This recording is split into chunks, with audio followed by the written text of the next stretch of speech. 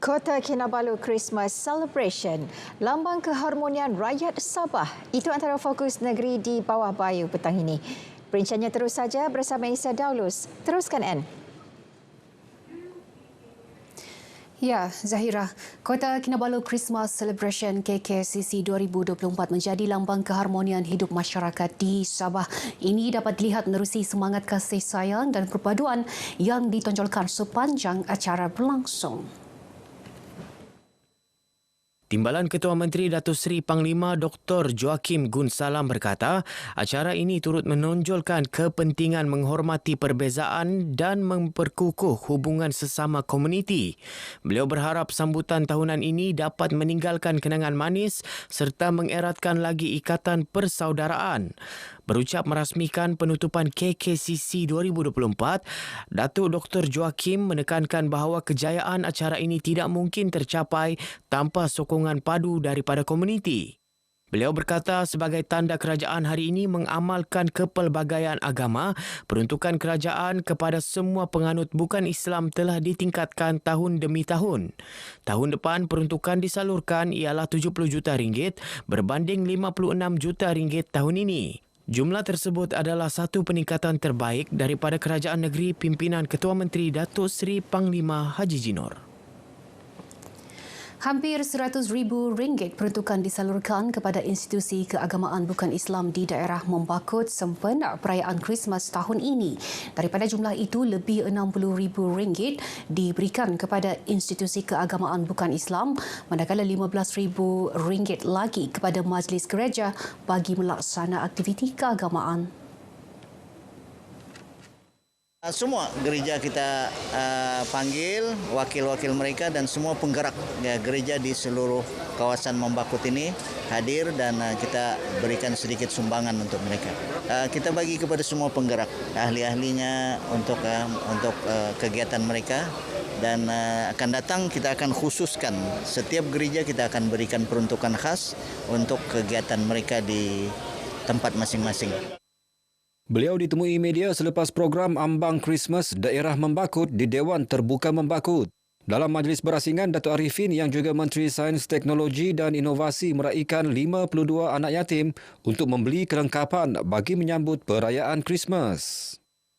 Semoga mereka akan bergembira nanti menjelang Krismas dengan pakaian-pakaian pilihan mereka dalam meraihkan hari Krismas. Mudah-mudahan anak-anak ini akan membesar. Yang sangat penting saya memberikan perhatian kepada mereka dari sudut pendidikan mereka. Lebih kurang di bawah jagaan saya adalah 200 anak yatim yang mendapat perhatian kita dan sentiasa kita pantau. Saya ingin mengucapkan terima kasih kepada YB sebab telah membantu kami para anak yatim untuk berbelanja sempena Krismas pada tahun 2024 ini. Terima kasih YB. Saya sangat terima kasih dengan YB kerana memberi sumbangan sempena Krismas hari ini. Saya selaku anak yatim sangat berterima kasihlah kerana dapat sumbangan begini.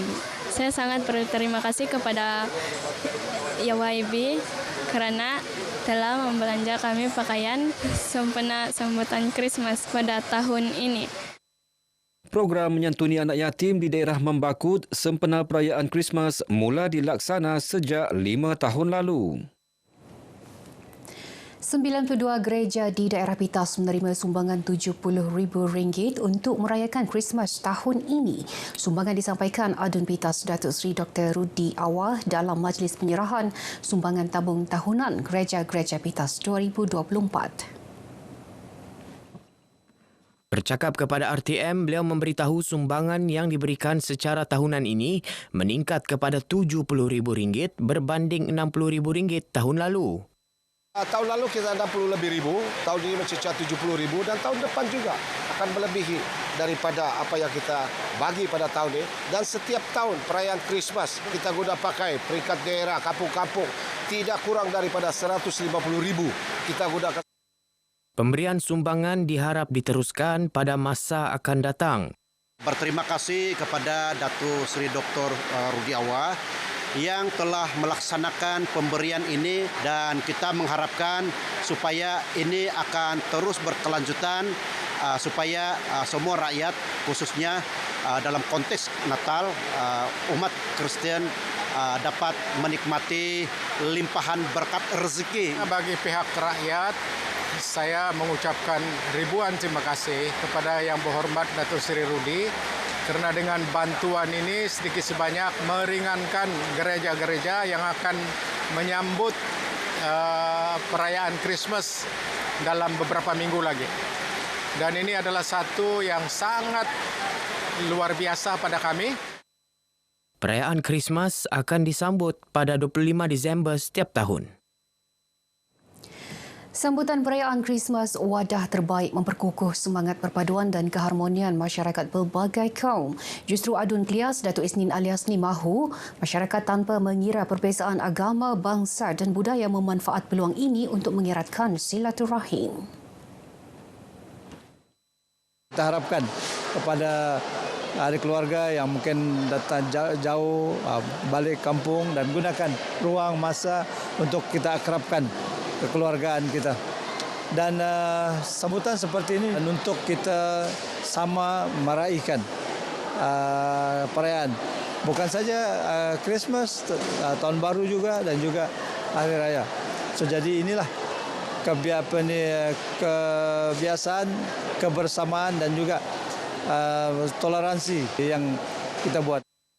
Datuk Isnin ditemui media selepas menyempurnakan sambutan Christmas Candlelight 2024 anjuran Majlis Gereja-Gereja Beaufort yang dihadiri lebih 400 orang. Dalam majlis ini, beliau yang juga pembantu Menteri Kerajaan Tempatan dan Perumahan turut menyampaikan sumbangan kepada gereja dan warga emas sekitar Beaufort.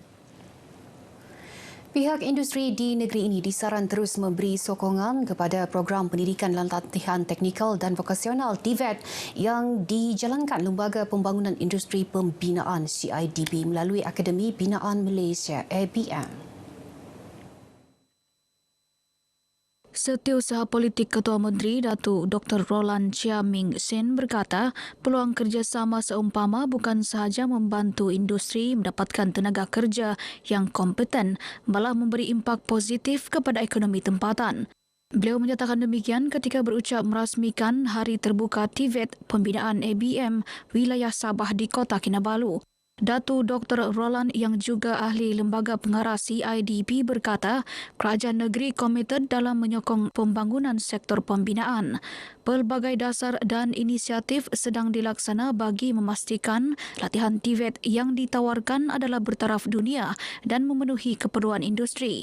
Sementara itu, Pengarah CIDB Sabah Nazri Zakaria dalam ucapannya berkata, CIDB melalui ABM kini fokus kepada teknologi pembinaan 4.0 melalui penggunaan realiti diperkukuh AR, realiti maya VR dan drone dalam latihan kemahiran yang dilaksana. Langkah itu bagi memastikan tenaga kerja yang dihasilkan sentiasa relevan dan mampu bersaing di peringkat global. Pusat Konservasi Kanyon Imbak kini dalam proses mendapatkan pengiktirafan sebagai tapak warisan dunia UNESCO. Kawasan ini termasuk dalam rangkaian Lembah Danum, Maleo Basin dan Imbak Damai. Pengarah Yayasan Sabah Datuk Gulam Haidarhan Bahadar berkata, usaha mendapatkan pengiktirafan ini memperlihat komitmen kerajaan negeri menjadikan damai sebagai tapak warisan dunia. Ia sekaligus meningkatkan kesedaran global mengenai kepentingan pemeliharaan Kanyon Imbak selaras Pelan Pembangunan Sabah Maju Jaya SMJ ke arah menjalin kerjasama antarabangsa selain mewujudkan peluang ekonomi kepada masyarakat. Jelasnya, keunikan biodiversiti kawasan ini serta fungsi ekosistem dan sumbangannya terhadap aspek penyelidikan dan pendidikan global menjadikan ia layak diiktiraf di peringkat dunia. Beliau berucap sempena Hari Terbuka Kawasan Konservasi Kanyon Imbak. Teksnya disampaikan Setiausaha Koperat Yayasan Sabah Hanafiah Diman. Bercakap kepada pemberita, pengurus Kumpulan Bahagian Konservasi dan Pengurusan Alam Sekitar Yayasan Sabah, Dr. YD Sinun yakin pengiktirafan itu mampu dicapai dengan sokongan pelbagai pihak.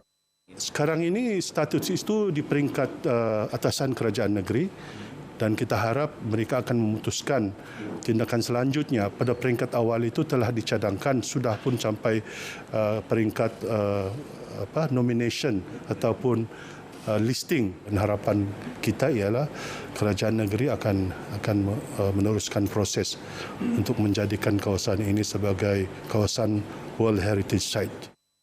Kawasan konservasi Kanyon Imbak berkeluasan 27,599 hektar, mempunyai lebih 79 spesies pokok, 80 spesies mamalia serta 245 spesies burung. Ia bukan sahaja menonjol dari aspek ekologi dan geologinya, malah menjadi lokasi pilihan bagi penyelidikan dan ekopelancongan negeri.